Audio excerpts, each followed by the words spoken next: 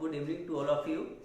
आपका एक बार फिर से स्वागत है इस अखिल भारतीय विद्यार्थी परिषद के फेसबुक प्लेटफॉर्म पर।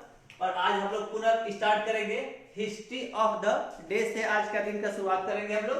तो सबसे पहले हम लोग देखेंगे 22 अप्रैल जो कल था और आज है 23 अप्रैल। तो इन दोनों ही दिनों का हिस्ट्री ऑफ द डे पहले देखा जाएगा, फिर हम लोग क्लास की शुरुआत करेंगे। 22 अप्रैल फेमस है विश्व पृथ्वी दिवस के रूप में। आपको कमेंट करके बतलाना है कि इस साल जो विश्व पृथ्वी दिवस मनाई जा रही है यह कौन सी पृथ्वी दिवस मनाई जा रही है, या विश्व पृथ्वी दिवस की शुरुआत किस वर्ष से हुई थी, आपको बताना है कमेंट करके। दूसरा एक सवाल और बताना है आपको यहीं पर कमेंट करके कि एक सम्मेलन हुआ था जिसे कहा जाता है विश्व पृथ्वी सम्मेलन। विश्व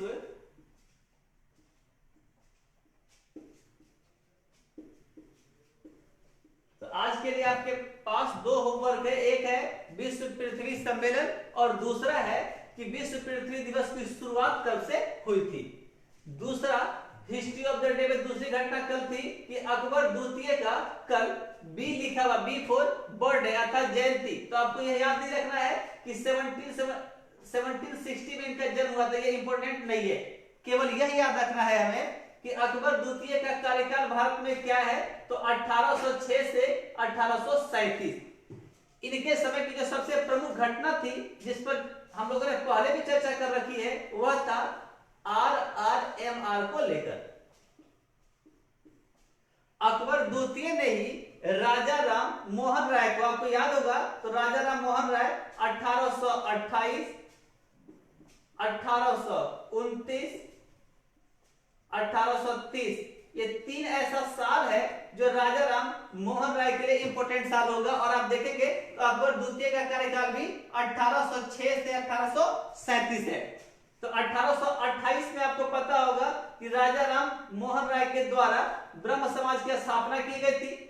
1829 और 30 याद होगा तो सती प्रथा और ठगी प्रथा का अंत का साल होगा राजा राम मोहन राय के द्वारा। और इस वक्त भारत के गवर्नर जनरल हुआ करेंगे लॉर्ड विलियम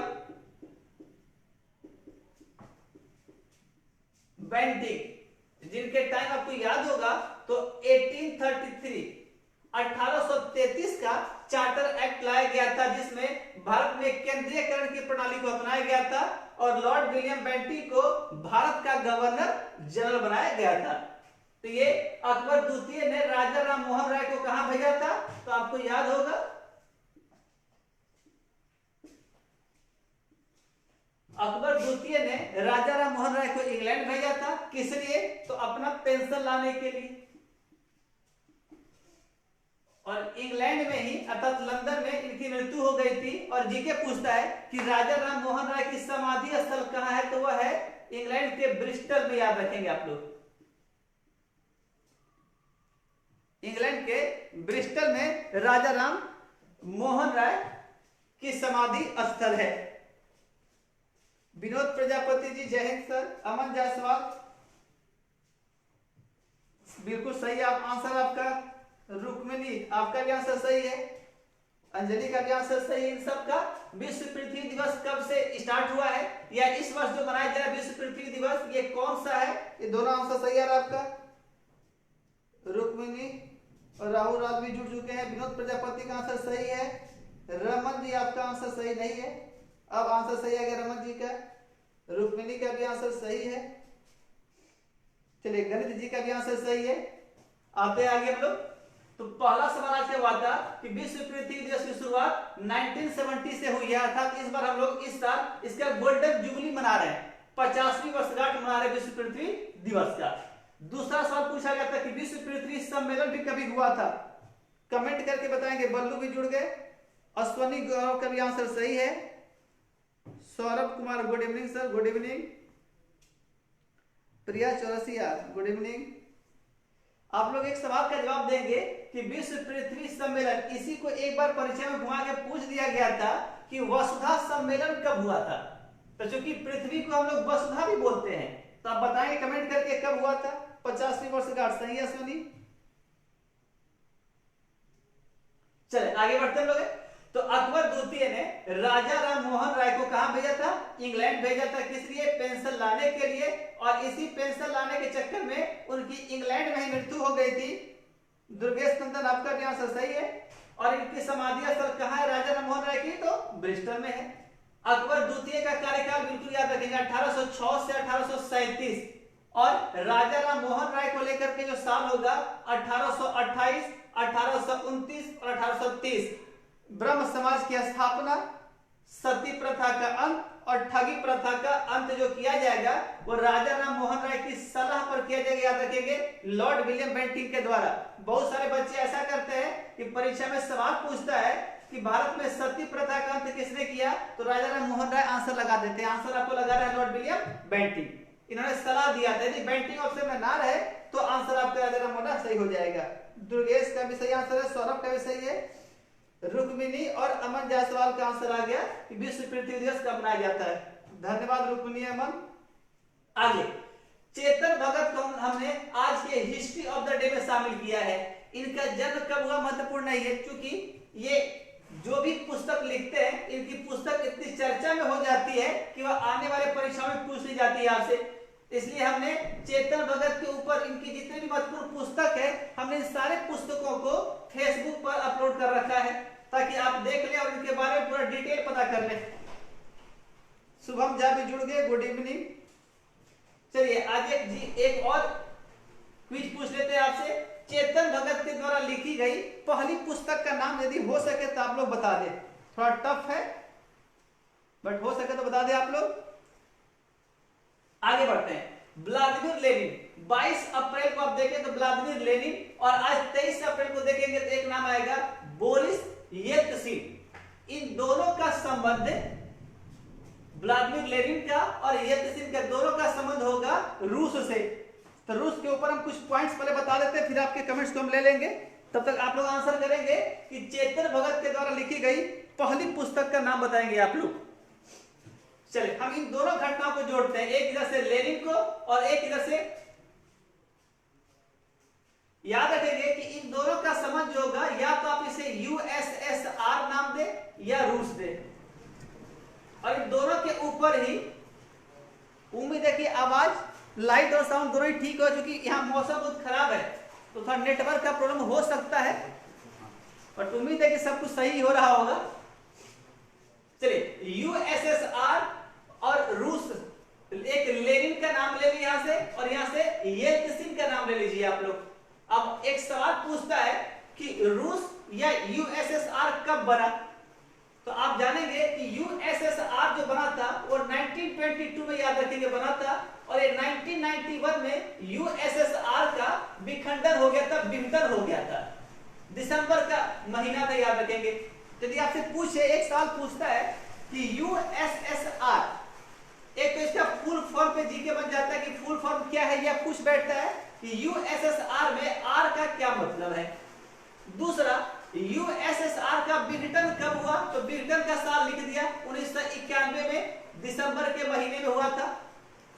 तीसरा, यूएसएसआर के अंतिम राष्ट्रपति का नाम बताना है, और जब 1991 में यूएसएसआर 15 देशों में टूट गया तो उसी के बाद रूस का निर्माण हुआ, और सवाल बनता है कि रूस के प्रथम राष्ट्रपति का नाम क्या था।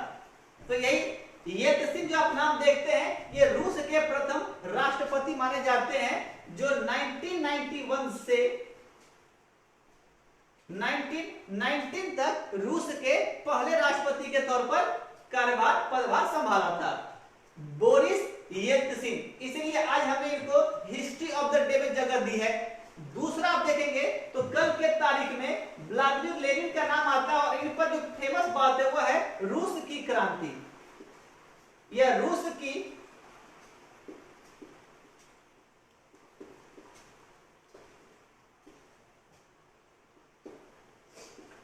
की बोल्शेविक क्रांति कब हुई थी, आप ये बता दें कमेंट करके।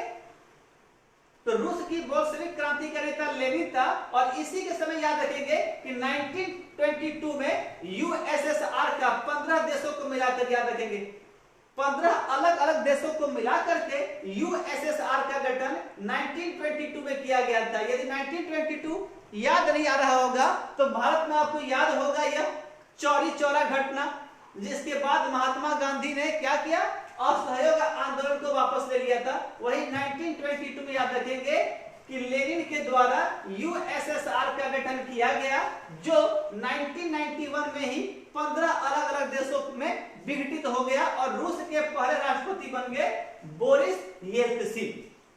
तो रूस की बोल्शेविक क्रांति कब हुई थी? विश्व पृथ्वी सम्मेलन का एक सवाल, चेतन भगत की पहली पुस्तक का एक सवाल, 3 सवाल अब तक पूछा गया है, आप जवाब दें। तब तक कमेंट में देखते हैं कि आप लोगों का जवाब कैसा आया है।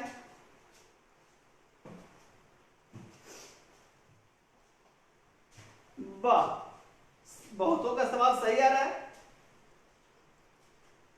अश्वनी का भी आंसर सही है पृथ्वी सम्मेलन को लेकर। सौरभ कर सही है। अच्छा, लाइट और साउंड के बारे में कर रहे होंगे। वाह, गणित का सवाल सबसे पहले आया है।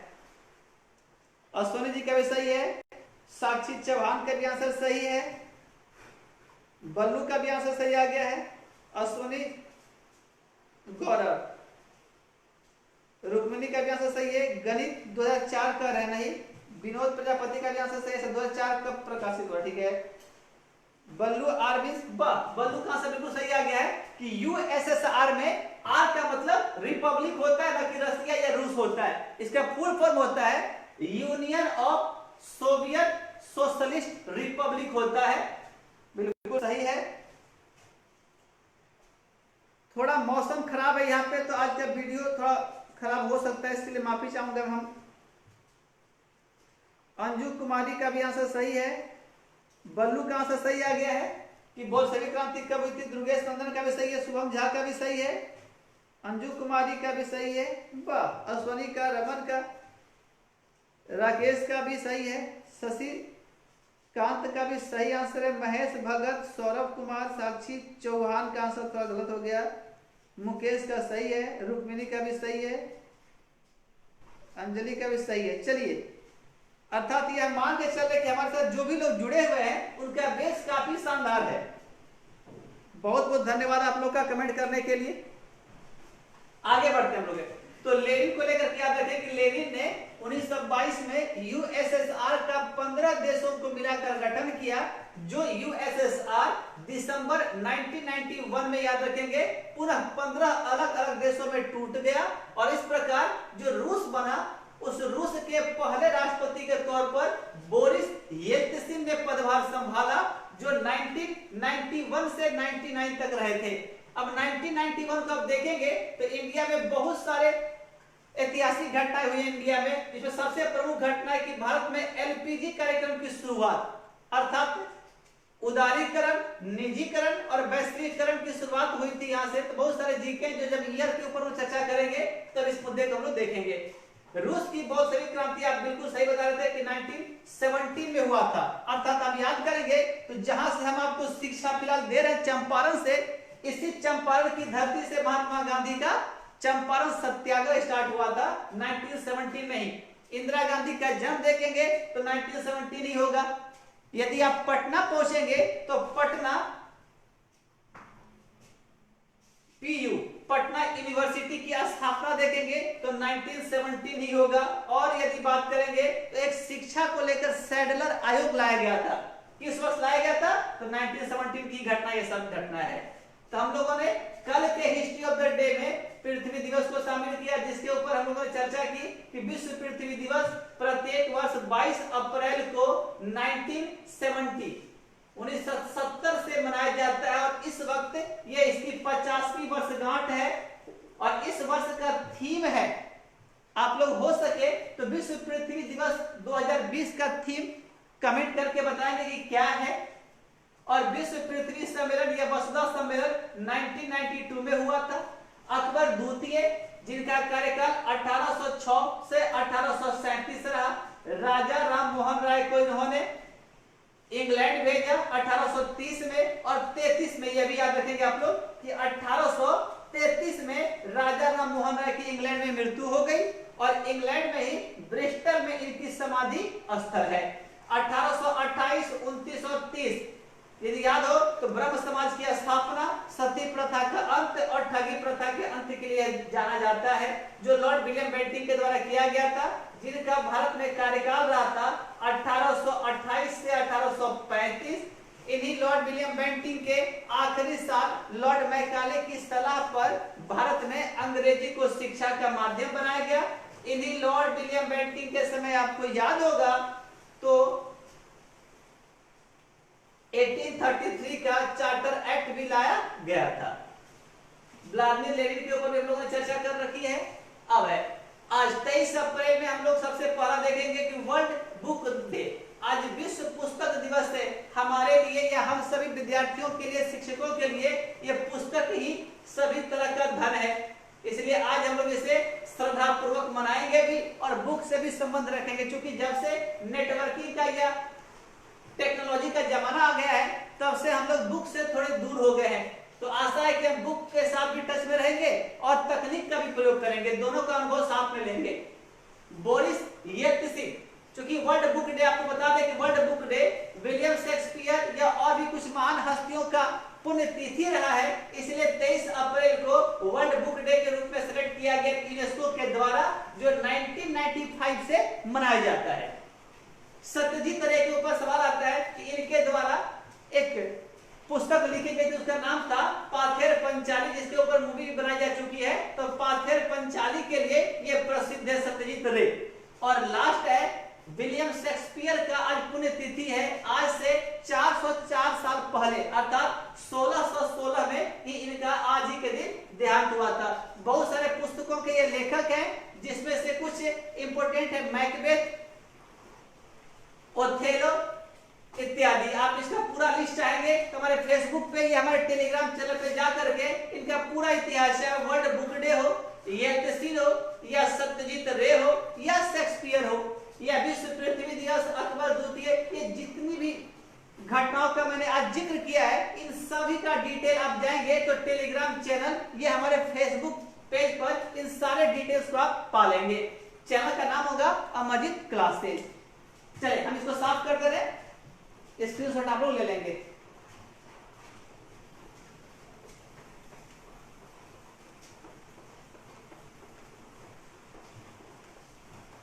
आज मौसम बहुत खराब है, उम्मीद था कि क्लास नहीं हो पाएगी, लेकिन अब तक नेटवर्क साथ दे रहा है।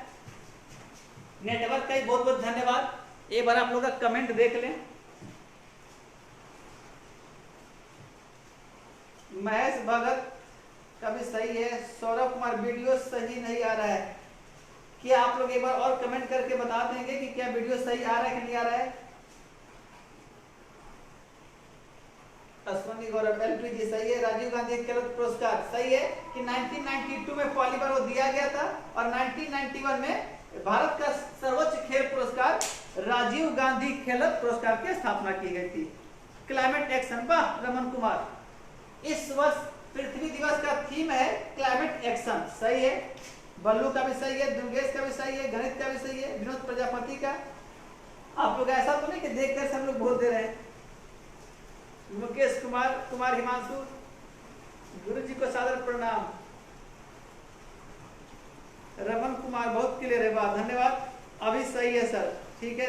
सौरभ जी, अश्वनी जी सही है आपका। महेश भगत वीडियो सही है, धन्यवाद। चलिए अब चर्चा को आगे बढ़ाया जाए और हम लोग पॉलिटी को शुरू करें।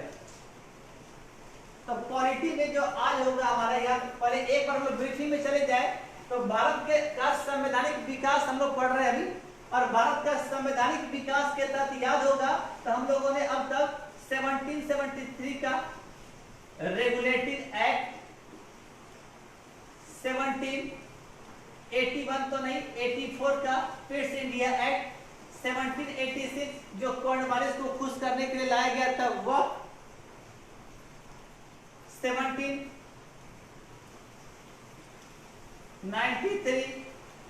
1830 1833 और 1853 इतने एक्ट के ऊपर हम लोगों ने अब तक चर्चा कर रखी है, जिसमें से यह चार्टर एक्ट है, यह भी चार्टर एक्ट है, यह भी चार्टर एक्ट है और यह भी चार्टर एक्ट है। यह कॉर्नवालिस को खुश करने के लिए केवल लाया गया। और पिट्स इंडिया एक्ट, इसे कहा जाता है पिट्स इंडिया एक्ट और इसे कहा जा सकता है नॉर्थ इंडिया एक्ट। अब आज जो चर्चा का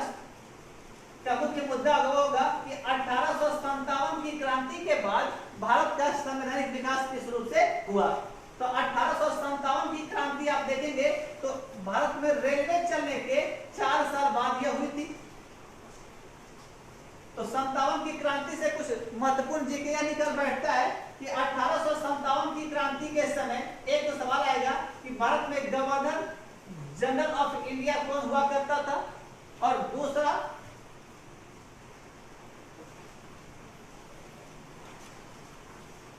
इंग्लैंड के पीएम का नाम। ये दो महत्वपूर्ण पॉइंट्स पहले आप लोग कमेंट करके बताएंगे, फिर हम लोग चर्चा को आगे बढ़ाएंगे कि 1857 की सिपाही विद्रोह के वक्त भारत का गवर्नर जनरल कौन था और इंग्लैंड के प्रधानमंत्री का नाम आप लोग कमेंट करके बताएंगे।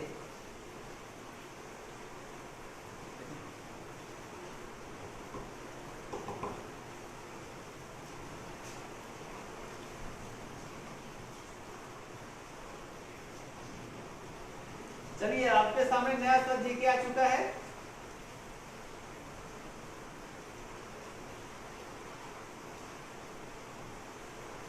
वाह, बल्लू का आंसर सही आ गया है और अश्वनी का भी आंसर सही आ गया है। चलिए बहुत सही है आप लोग का, ठीक है। तो जब सिपाही विद्रोह हुआ था, जैसे कि आपको पता होगा कि चर्बी भरे कारतूस का प्रयोग करने के कारण ये सिपाही विद्रोह शुरू हुआ था मेरठ से। तो उस वक्त भारत के गवर्नर जनरल का नाम हुआ करता था लॉर्ड कैनिंग, और इन्हीं के ऊपर आज चर्चा की शुरुआत होगी। लॉर्ड कैनिंग जिनका कार्यकाल था 1856 से 1861, और इंग्लैंड के प्रधानमंत्री का नाम आप लोगों ने बिल्कुल सही जवाब दिया है, लॉर्ड पामस्टन नाम था, इंग्लैंड के प्रधानमंत्री का नाम था। तो इन्हीं दो के आसपास आज का चर्चा शुरू करेंगे हम लोग, एक लॉर्ड कैनिंग और दूसरा पामस्टन के द्वारा। तो आप लोग एक बार याद रखेंगे कि अभी फिलहाल हम लोग जो आगे पढ़ने वाले हैं उसमें regulatory act, Pitt's India act 1813 और 1853, इन चारों एक्ट में जो कुछ भी बदलाव किया गया था उन सबों को फिर से एक बार आप रिकॉल कर लेंगे, क्योंकि इनका भी आगे काम आने वाला है। स्क्रीनशॉट आप लोग ले ले।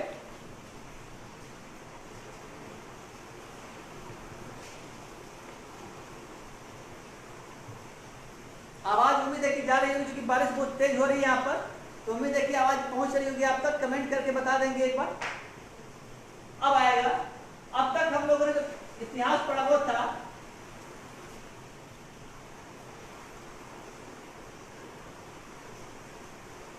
कंपनी के अंतर्गत भारत का संवैधानिक विकास। अब जो पढ़ा जाएगा वो होगा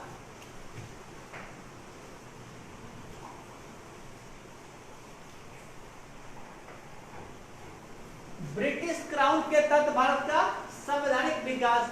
तो इन दोनों को पढ़ने के पहले 1857 के वक्त भारत की क्या संरचना थी, प्रशासन का क्या स्ट्रक्चर था, हम लोग एक बार उसके ऊपर पहले चर्चा कर लेते हैं। तो उस वक्त का कंडीशन कुछ ऐसा हुआ करता था, इसे आप मान लें यूके, आपको याद होगा तो इंग्लैंड की सरकार ने कंपनी बनाई थी ब्रिटिश ईस्ट इंडिया कंपनी, और इसी कंपनी को पावर दिया गया था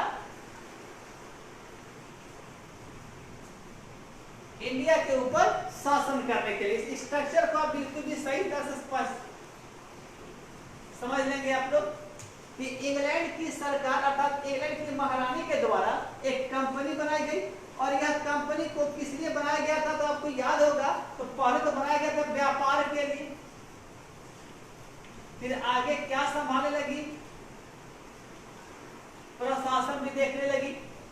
तो इंग्लैंड की संसद के द्वारा इस कंपनी के ऊपर लगाम लगाने के लिए जो भी कानून बनाया गया उसे क्या कहा गया, उसे कहा गया चार्टर। अर्थात जितने भी चार्टर एक्ट लाए गए थे, याद रखिए उस चार्टर एक्ट का मूल लक्ष्य हुआ करता था कि इंग्लैंड की संसद इस कंपनी के ऊपर लगाम लगाने के लिए इन सारे चार्टर एक्ट को लाया करती थी, न कि भारत के ऊपर कंट्रोल करने के लिए। कंपनी का काम प्रारंभ हुआ था व्यापार करने के लिए। कंपनी व्यापारी से प्रशासक बन बैठी थी, प्रशासन देखने लगी थी। आपको और याद होगा तो व्यापार देखने के लिए एक COD कोर्ट ऑफ डायरेक्टर्स हुआ करता था, और प्रशासन देखने के लिए याद होगा तो एक बोर्ड ऑफ कंट्रोल बनाया गया था। आप कमेंट करके जल्द से जल्द बताएंगे कि वो कौन सा अधिनियम था जिसमें प्रशासन को व्यापार से अलग किया गया और प्रशासन देखने के लिए एक नई बॉडी का निर्माण किया गया था जिसका नाम था बोर्ड ऑफ कंट्रोल। और जो भी यह एक्ट होगा उस एक्ट से याद रखेंगे आप कि व्यापार देखने के लिए एक अलग बॉडी और प्रशासन देखने के लिए अलग बॉडी, और इसी तरह से इस व्यवस्था का नामकरण हुआ था द्वैध शासन। तो आपको कमेंट करके बताना है कि वह कौन सा अधिनियम था जिसमें व्यापार को प्रशासन से अलग किया गया। व्यापार पहले से देखते आ रही बॉडी कोर्ट ऑफ डायरेक्टर्स के हाथों सौंप दिया गया, और प्रशासन को देखने के लिए एक नई बॉडी का निर्माण किया गया जिसका नाम था बोर्ड ऑफ कंट्रोल। और इस प्रकार से कंपनी के अंतर्गत स्टार्ट हुआ था द्वैध शासन। इस एक्ट का नाम बताएंगे आप लोग। दूसरी प्रमुख घटना है कि इंग्लैंड की सरकार के द्वारा जब कंपनी बनाई गई थी तो कंपनी के देखभाल के लिए पोस्ट बनाया गया था, गवर्नर जनरल ऑफ इंडिया का पोस्ट बनाया गया था। गवर्नर जनरल ऑफ इंडिया का पोस्ट बनाया गया था, और इस गवर्नर जनरल की सहायता के लिए एक बॉडी बनाई गई थी जो कि 12 लोगों के द्वारा बॉडी थी। इसका नाम हुआ करता था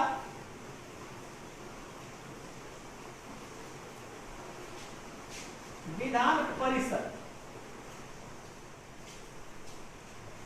पॉइंट को फिर से समझ लें। इंग्लैंड की सरकार ने कंपनी बनाई, कंपनी को व्यापार के लिए भेजा, कंपनी प्रशासन करने लगी तो व्यापार कोर्ट ऑफ डायरेक्टर्स देखा करता था एज यूजुअल। प्रशासन देखने के लिए एक नई बॉडी बनाएगी बोर्ड ऑफ कंट्रोल, और इस प्रकार से कंपनी के अंदर स्टार्ट हुआ द्वैध शासन। Next, British east India company के एक बॉस बनाया गया था जिसका नाम हुआ करता था गवर्नर जनरल ऑफ इंडिया। ये सारी बात आप याद रखिए कब की है, ये 1857 सिपाही विद्रोह के वक्त कुछ इस प्रकार की बनावट हुआ करती थी भारत में। और गवर्नर जनरल ऑफ इंडिया की सहायता के लिए 12 लोगों का एक परिषद हुआ करता था जिसे नाम दिया गया था विधान परिषद। ये इतनी बातों को आप ध्यान रखेंगे। अब जब 1857 में घटना घटी भारत में जिसका नाम दिया गया सिपाही विद्रोह। इस सिपाही विद्रोह के बाद अंग्रेजी सरकार या इंग्लैंड की सरकार को यह महसूस हो गया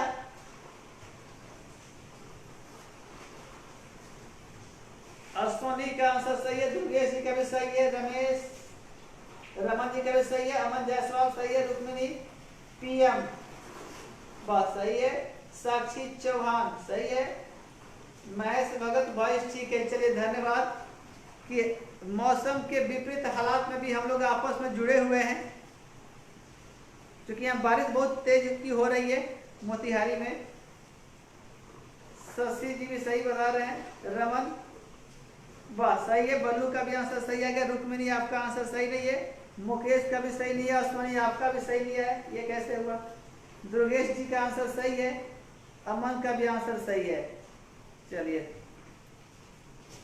आगे आते हैं लोग। याद रखेंगे कि ये सारा जो बदलाव हुआ था कि व्यापार को प्रशासन से अलग करना, कोर्ट ऑफ डायरेक्टर्स पहले से थी, इसको बनाया जाना, ये सारी घटना जो हुई थी वो 1784 याद रखेंगे हम। 1784 का पिट्स इंडिया एक्ट था वो। इसी पिट्स इंडिया एक्ट में ये सारा बदलाव किया गया था और कंपनी के अंतर्गत द्वैध शासन शुरू किया गया था। Next, British east India company का जो बॉस था गवर्नर जनरल ऑफ इंडिया, यह कब बना था तो आपको याद होगा, ये 1833 का चार्टर एक्ट था। और इस चार्टर एक्ट में याद रखेंगे तो केंद्रीयकरण को बढ़ावा दिया गया था, याद रखेंगे आप लोग केंद्रीयकरण। और इस केंद्रीयकरण की शुरुआत पूछे आपसे तो बताना है 1773 कि भारत में शासन का केंद्रीयकरण की शुरुआत किस एक्ट की देन है, तो याद करेंगे 1773 के रेगुलेटिंग एक्ट का देन है। क्योंकि आपको याद होगा तो ये बंबई और मद्रास वाले गवर्नर को इस बंगाल वाले गवर्नर के अधीन लाया गया था और पद का नाम गवर्नर ऑफ बंगाल से बदलकर गवर्नर जनरल ऑफ बंगाल किया गया था।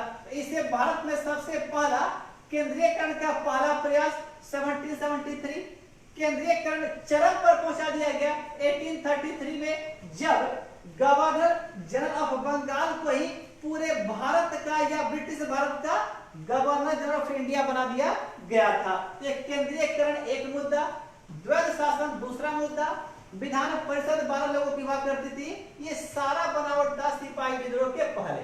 अब सिपाही विद्रोह के बाद अंग्रेजी सरकार को यह महसूस हो गया कि अब यह कंपनी भारत को संभाल नहीं पाएगी। तो सिपाही विद्रोह के बाद जो बदलाव होगा वो सबसे पहला बदलाव यह किया जाएगा, आप याद रखेंगे कि सिपाही विद्रोह 1857 में हुआ और इस विद्रोह को 1858 में दबा दिया गया और फिर 1858 में एक एक्ट लाया गया और ये महीना अप्रैल का है और इसी अप्रैल महीने में ही इंग्लैंड की संसद में एक अधिनियम लाया गया था जो पास नहीं हो पाया। तो अगस्त महीने में पुनः यह बिल पास हुआ था और इसका नाम दिया गया था an act of better government for India, जिसे आमतौर पर कहा जाता है भारत सरकार अधिनियम 1858, गवर्नमेंट ऑफ इंडिया एक्ट। अब नाम देखेंगे आप, सिपाही विद्रोह के पहले कंपनी के ऊपर लगाम लगाने के लिए जितने भी अधिनियम बनाए गए उनका नाम दिया गया था चार्टर एक्ट। अब सिपाही विद्रोह के बाद चूंकि सबसे पहला स्टेप उठाया जाएगा कि कंपनी को समाप्त कर दिया जाएगा, तो 1858 के अधिनियम की जो पहली विशेषता क्या होगी, ब्रिटिश ईस्ट इंडिया कंपनी का खात्मा। याद रखेंगे, हम क्रॉस लगा दे रहे हैं, तो ब्रिटिश ईस्ट इंडिया कंपनी को खत्म करना इस अधिनियम की पहली विशेषता थी। अब याद रखेंगे कि सिपाही विद्रोह के पहले जितने भी अधिनियम लाए जाएंगे उसे चार्टर एक्ट कहा जाएगा और इसके बाद जितना भी अधिनियम लाया जाएगा उन्हें दो ही नामों से पुकारा जाएगा, या तो चूंकि अब कंपनी के ऊपर लगाम नहीं लगाना था बल्कि अब यह यूके के डायरेक्ट कंट्रोल में आ चुका था। जैसे ही कंपनी खत्म हो गई तो पहले क्या था, यूके की सरकार इसे कंट्रोल करती थी और कंपनी भारत को।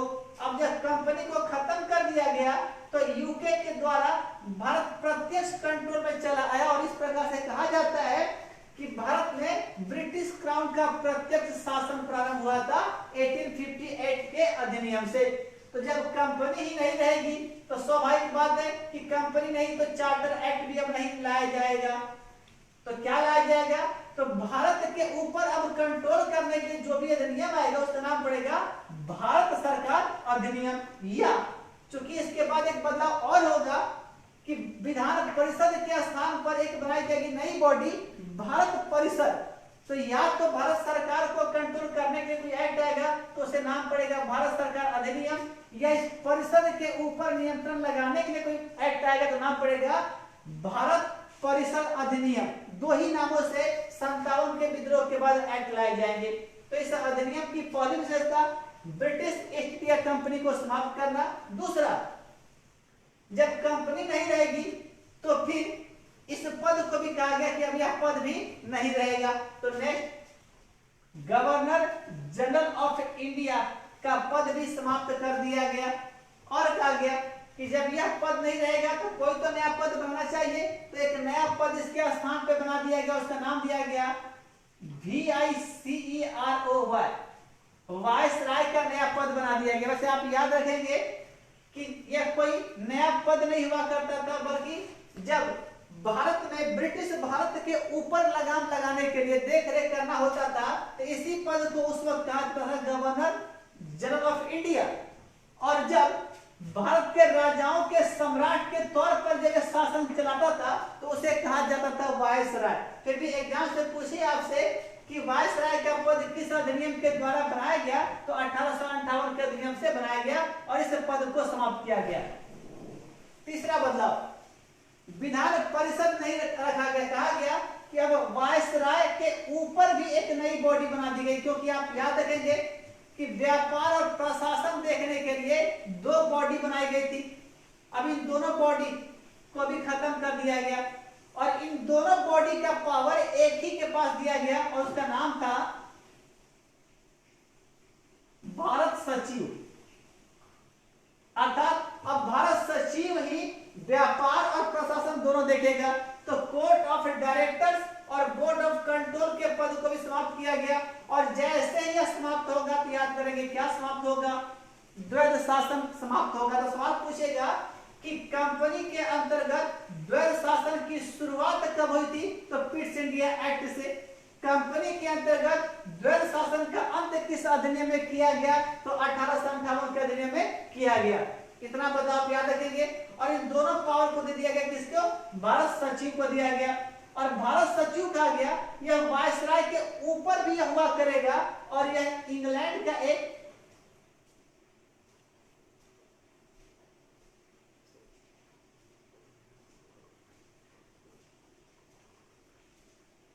इंग्लैंड का कोई एक कैबिनेट मिनिस्टर होगा। अर्थात इंग्लैंड की सरकार इसे पावर देगी और यह कंट्रोल करेगा वायसराय को और वायसराय कंट्रोल क्या करेगा, इंडिया को। अर्थात भारत सचिव को इंग्लैंड की सरकार के प्रत्यक्ष निगरानी में कर लिया गया। और इसकी सहायता के लिए याद रखेंगे आप लोग, भारत सचिव की सहायता के लिए एक परिषद बनाएगी, इसका नाम पड़ा भारत परिषद।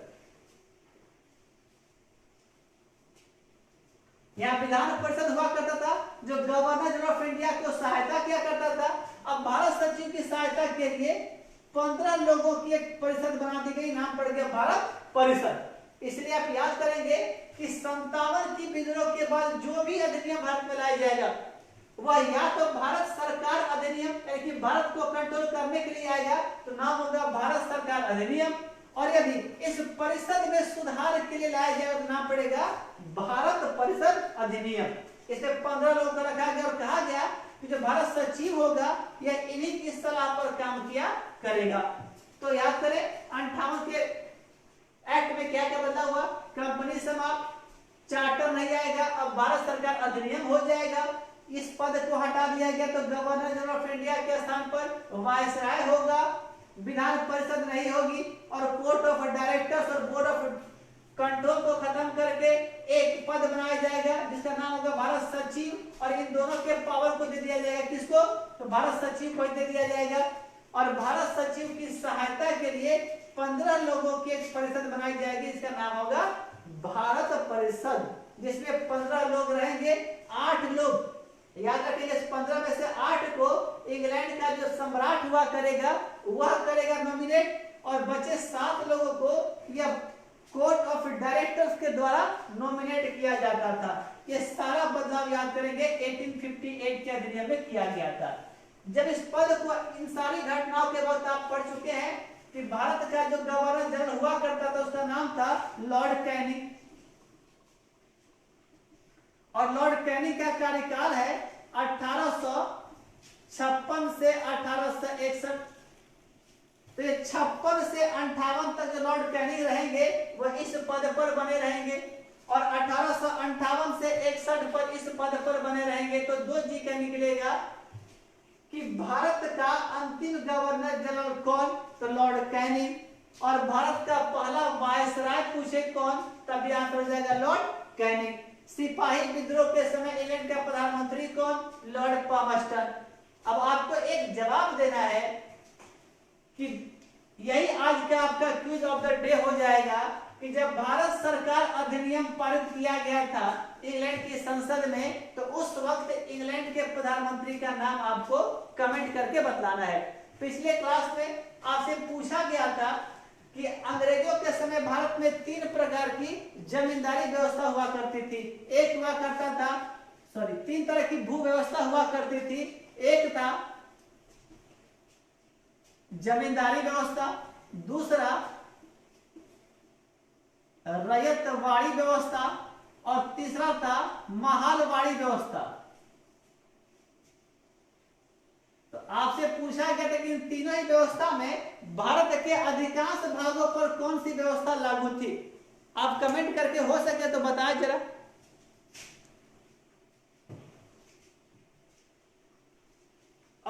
का आंसर सही आ गया। Deepak Kumar Yadav, good evening. Comment करके बताएंगे कि अंग्रेजों के समय भारत में 3 प्रकार की भू व्यवस्था हुआ करती थी।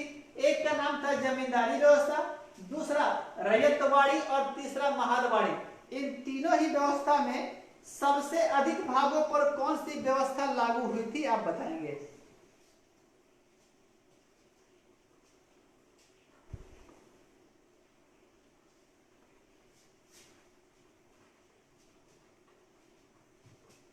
कमेंट करें तब तक आप लोग।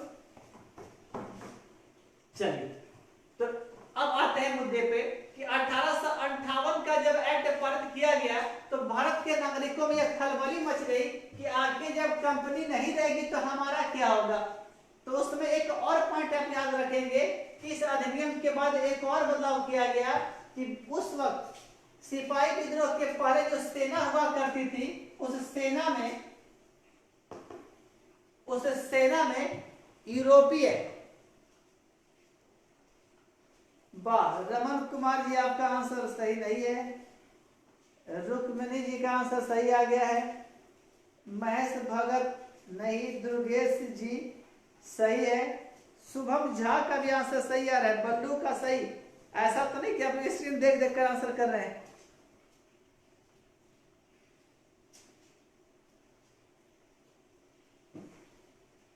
चलिए बहुत सही है आप लोग का। तो बता दें आपकी जानकारी के लिए कि अंग्रेजों के वक्त भारत में 3 प्रकार की भू व्यवस्था हुआ करती थी, जिसमें से जमींदारी व्यवस्था केवल 19% पर ही लागू थी। याद रखेंगे आप लोग। रैयतवाड़ी व्यवस्था तो नहीं बताएंगे आपको, महलवाड़ी व्यवस्था जो हुआ करती थी यह 30% पर हुआ करती थी। तो आप अंदाजा लगा लेंगे कि रैयतवाड़ी प्रथा कितने प्रतिशत पर लागू होगी। तो इसका आंसर आएगा 51। तो इस प्रकार से अंग्रेजों के समय सबसे अधिक क्षेत्रों में रैयतवाड़ी प्रथा लागू थी, जमीन महलवाड़ी उसके बाद, और तीसरे नंबर पर थी जमींदारी व्यवस्था। ये परसेंटेज आप बिल्कुल याद रखें, बहुत इंपॉर्टेंट है, पूछा गया सवाल। अब आते हैं इस अधिनियम के बाद सेना में याद रखेंगे कि भारतीय, इंडियन और यूरोपीय सैनिकों का जो अनुपात हुआ करता था वो 5:1 हुआ करता था। ये बहुत सारी परीक्षाओं में पूछा गया है।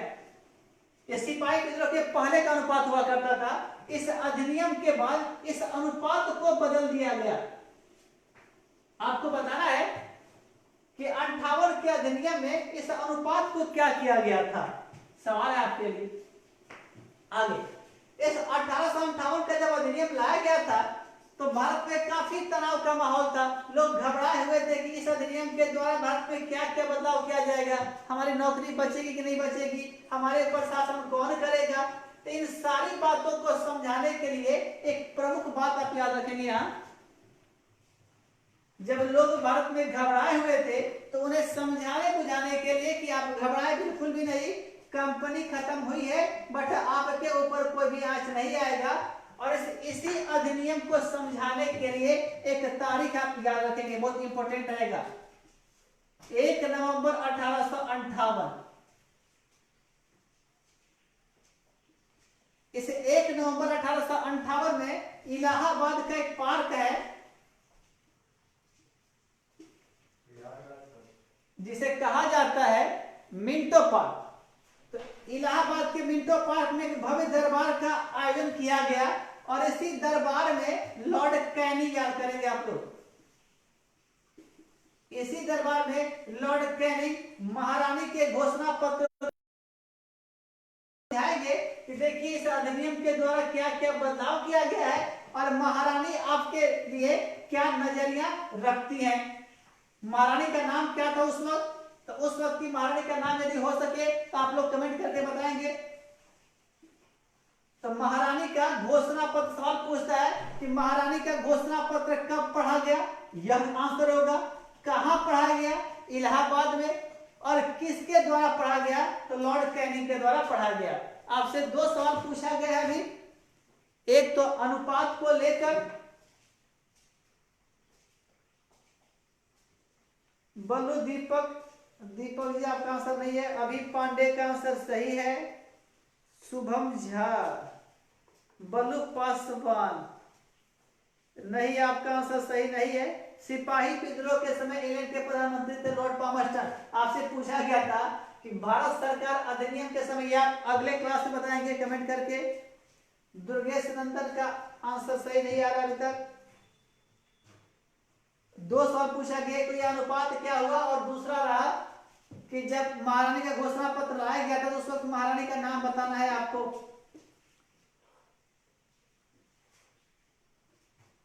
चलिए आंसर आएगा तो फिर हम देखेंगे आपको। तो इतने सारे बदलाव याद रखेंगे कि 1858 के अधिनियम के द्वारा किया गया था। अब हम लोग आगे बढ़ते हैं, आप इसका स्क्रीनशॉट ले लीजिए। दुर्गेश नंदन का आंसर अभी भी नहीं सही आ रहा है।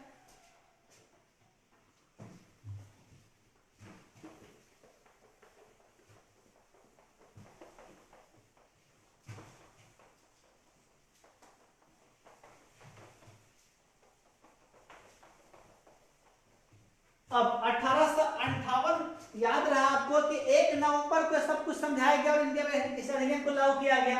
अब नेक्स्ट अधिनियम होगा 1861 का अधिनियम, 1861 का अधिनियम।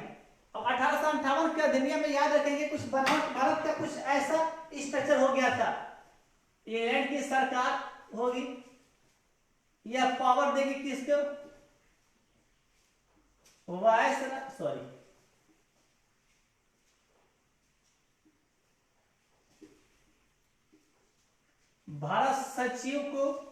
भारत सचिव कंट्रोल करेगा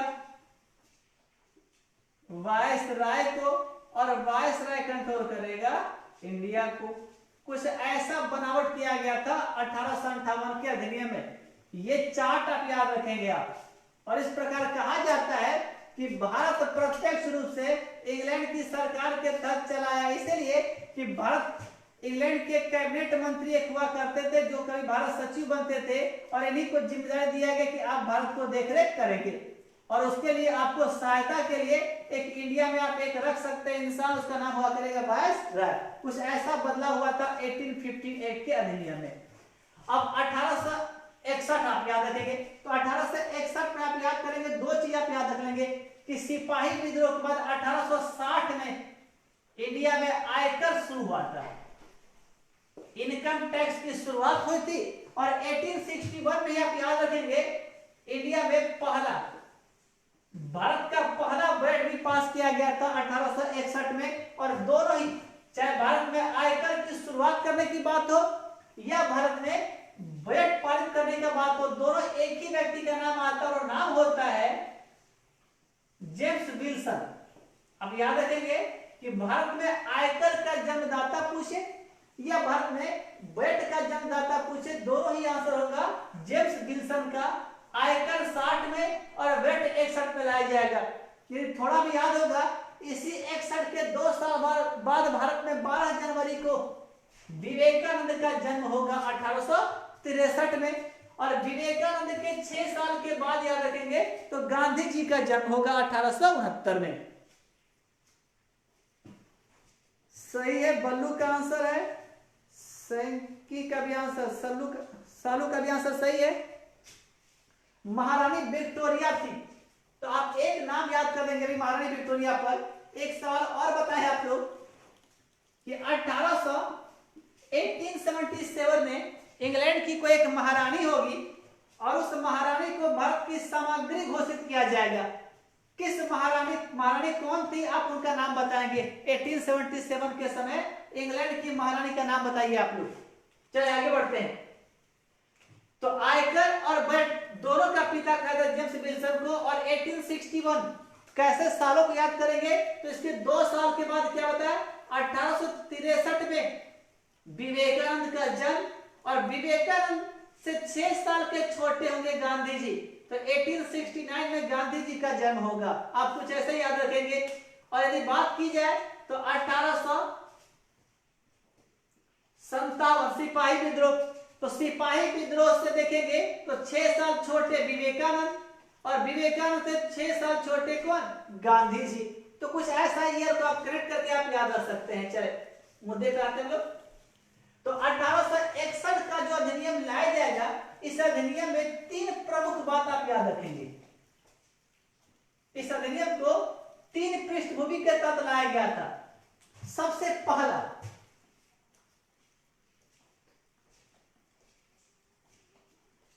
भारतीयों का सहयोग, दूसरा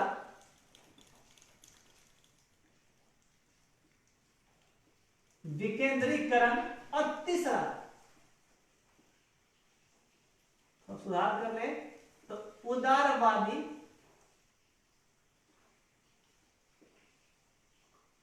निरंकुशता।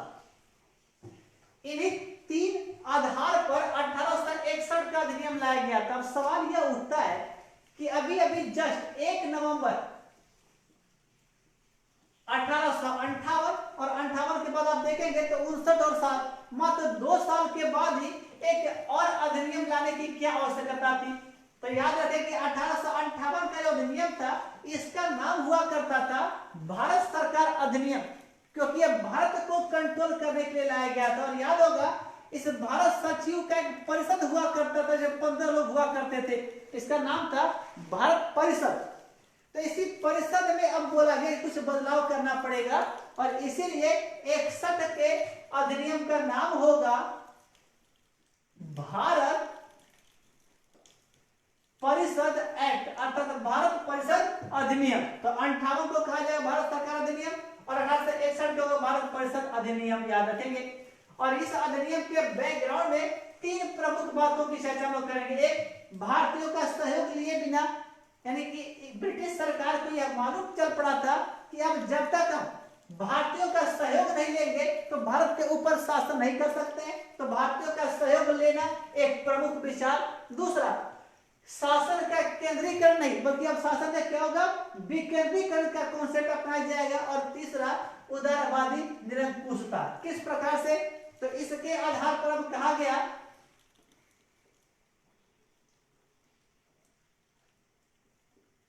भारतीयों को पहली बार विधि या कानून निर्माण में शामिल किया गया। इस 1861 में अब चूंकि अब तक जितने भी भारत के लिए विधि या कानून बनाए जाते थे उसमें एक भी भारतीय नहीं हुआ करते थे, तो इसी अधिनियम के द्वारा याद रखेंगे कि भारतीयों को पहली बार इस विधि या कानून बनाने वाली संस्था में शामिल किया गया था। इसी को कहा गया भारतीयों का सहयोग लेना, 61 के अधिनियम की पहली विशेषता।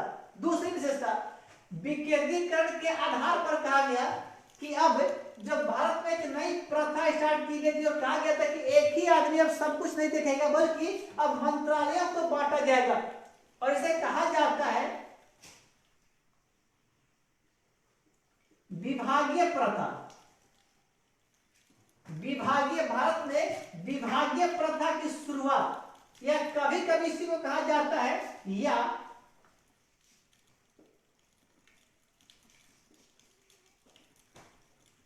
मंत्रिमंडलीय प्रथा की शुरुआत। आज जो रक्षा मंत्री, विदेश मंत्री, अलग अलग मंत्री देखते हैं, तो इस अलग अलग मंत्रियों के बनाने का जो विचार आया था वो 1861 के अधिनियम से ही आया था। और इसी को परीक्षा में कभी कभी पूछ देगा घुमा के, तो विभाग को इंग्लिश में पोर्टफोलियो कहा जाता है, याद रखेंगे आप लोग, PORT, पोर्टफोलियो। और प्रथा को इंग्लिश में सिस्टम कहा जाता है। तो आपसे यदि पूछते कि पोर्टफोलियो सिस्टम की शुरुआत किस अधिनियम की देन है, 1861। विभागीय प्रथा किस अधिनियम की देन है, 1861 के भारत परिषद अधिनियम की देन है। मंत्रिमंडलीय को इंग्लिश में हम लोग कहते हैं कैबिनेट सिस्टम।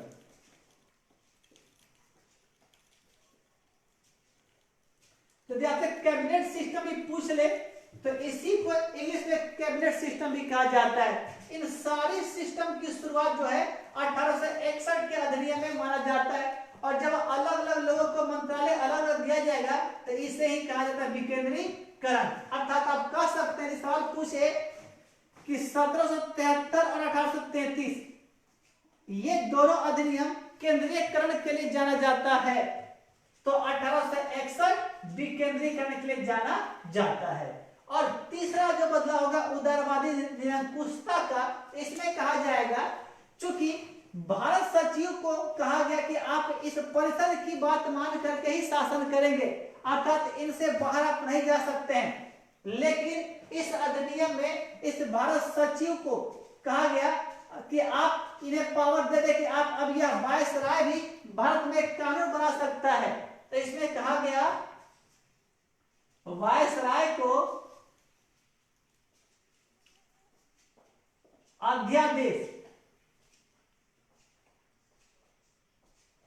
इस वायसराय को अध्यादेश पारित करने का अधिकार दे दिया गया। किस अधिनियम में? तो 1861 के भारत परिषद अधिनियम में यही मुख्य बदलाव किया गया था। याद करेंगे, सबसे पहला भारतीयों का सहयोग, अर्थात पहली बार भारतीयों को कानून बनाने में शामिल करना, विभागीय प्रथा या मंत्रिमंडलीय प्रथा की शुरुआत, और तीसरा उदारवादी निरंकुशता के आधार पर इस वायसराय को अध्यादेश जारी करने का पावर दे दिया गया 1861 के अधिनियम में।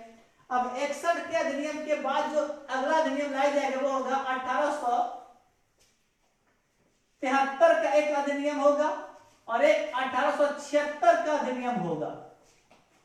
1873 यदि याद होगा तो रेगुलेटिंग एक्ट आप याद कीजिए, इसके ठीक 100 साल के बाद का अधिनियम है और इसके 3 साल बाद का 76 का अधिनियम आएगा। इसके लिए बहुत सारा प्रमुख घटना नहीं है, केवल याद करना है कि 73 के अधिनियम में यह कहा गया कि कंपनी को भारत में कभी भी समाप्त किया जा सकता है, बस इतना ही कहा गया था। और इसी के आधार पर 1884 में कांग्रेस की स्थापना के ठीक 1 साल पहले इस कंपनी को, ब्रिटिश ईस्ट इंडिया कंपनी को पूर्णतः समाप्त कर दिया गया औपचारिक रूप से। और 1876 का जो अधिनियम था इसका नाम ही है शाही पदनाम अधिनियम या शाही उपाधि अधिनियम। अर्थात इस अधिनियम को लाया गया था इंग्लैंड की महारानी या महाराजा को कुछ सम्मान देने के लिए, कुछ उपाधि देने के लिए। और आपसे यही पूछा गया था सवाल अभी कि 1877 में इंग्लैंड की महारानी या महाराजा का नाम बताएंगे आप लोग। 1877 और 1876 आप याद रखें, ये लॉर्ड, एक लॉर्ड का नाम होगा, उस लॉर्ड का नाम भी हो सके तो आप कमेंट करके बताएंगे या अगले क्लास में देखेंगे कि 1876 का शाही उपाधि अधिनियम क्या था और 1877 में महारानी कौन थी और उन्हें कौन सा सम्मान दिया गया था। तो आज चर्चा को यही विराम दिया जाए। आज हम लोग 1858 का अधिनियम, 1861 का अधिनियम, 1873 का अधिनियम पढ़ा। अगले क्लास में 76 और उसके बाद के अधिनियमों की चर्चा करेंगे। आपके लिए सवाल जो क्यूज ऑफ द डे के तौर पर छोड़कर जा रहे हैं, आपको यही बताना है कि 1858 का जो एक्ट पास हुआ था उस वक्त इंग्लैंड के प्रधानमंत्री का नाम, दूसरा 1876 के समय या 77 के समय इंग्लैंड की महारानी या महाराजा का नाम आपको बताना है। तो आपको काफी हार्ड लग रहा होगा कि इनका नाम कैसे याद करें, तो अगले क्लास में हम चर्चा करेंगे इसी के ऊपर। मिलते हैं अगले क्लास में अब शनिवार को आपसे। आपका बहुत बहुत धन्यवाद। यदि हो सके वीडियो अच्छा लगे तो वीडियो को शेयर भी करें और लाइक भी करें। धन्यवाद। गुड नाइट, सब बातें।